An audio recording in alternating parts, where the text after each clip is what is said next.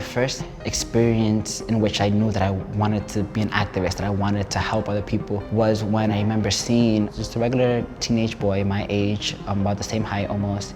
He was African American, hoodie down. We were just walking on the same street and cops saw him and they decided to stop him. They were like, "Can we talk to you for a minute?" And they pulled him aside. They were so aggressive with him. They were checking his pockets and everything.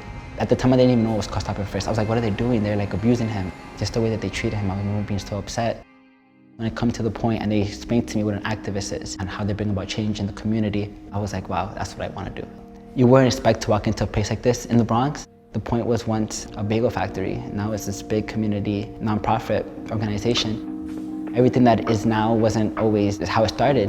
We have the choice to be who we want to be and have the community the way that we want it to be. Hunts Point houses the largest food distribution center in the nation. When you go to the grocery store and you get your food, you're getting it from there. There are 50,000 trucks that are coming in and out of our local streets daily to drop off and pick up food. And as you can imagine, they release toxic fumes, which pollute the air, and make it dangerous for pedestrians to cross the street. And I suffer from asthma. My siblings suffer from asthma. It's a product of how the community is. Can I ask you guys a few questions on what do you think this community needs here in Hunts Point? When I first heard about the Sheridan campaign, I automatically knew that was the one. Hunts Point actually has the highest asthma rate in the nation. Another reason that the Sheridan isn't really useful for us is because only 20% of Hunts Point residents actually drive.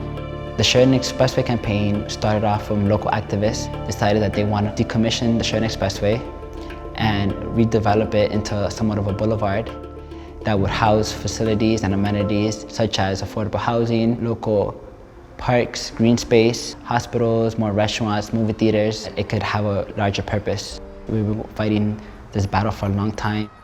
Before, it was a lot of adults trying to convince youth to come, and I think that's not gonna work. It takes youth to bring out youth, I think that's the key. We decided that we wanted to create the first ever Bronx Youth Takeover Summit. Entire summit led by youth, for youth, so all about youth getting involved in the community.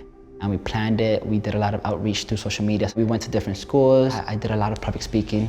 JP really works hard on the things that he does. Like if he has something that he loves and something that he wants to show everybody, he's gonna work hard, he's gonna perfect it, he's gonna make sure that everybody understands it. We had over 150 teenagers come out to the youth summit, which was crazy, way more than we expected. He was very much a leader who stepped up and did a lot of work and said, I want to do this, I want to spearhead that. So where something was only going to be just once, now actually has the opportunity to live on and be an annual event. We are showing that youth do have a voice, that we are smart enough to make decisions. We understand the environmental injustices that are occurring in our neighborhood, and that we do care, and we're proving that. And I see this Sheridan Expressway campaign growing so much more because with the youth support and as we grow and become new leaders, we will be able to have even more say in what goes in and what goes out of our community.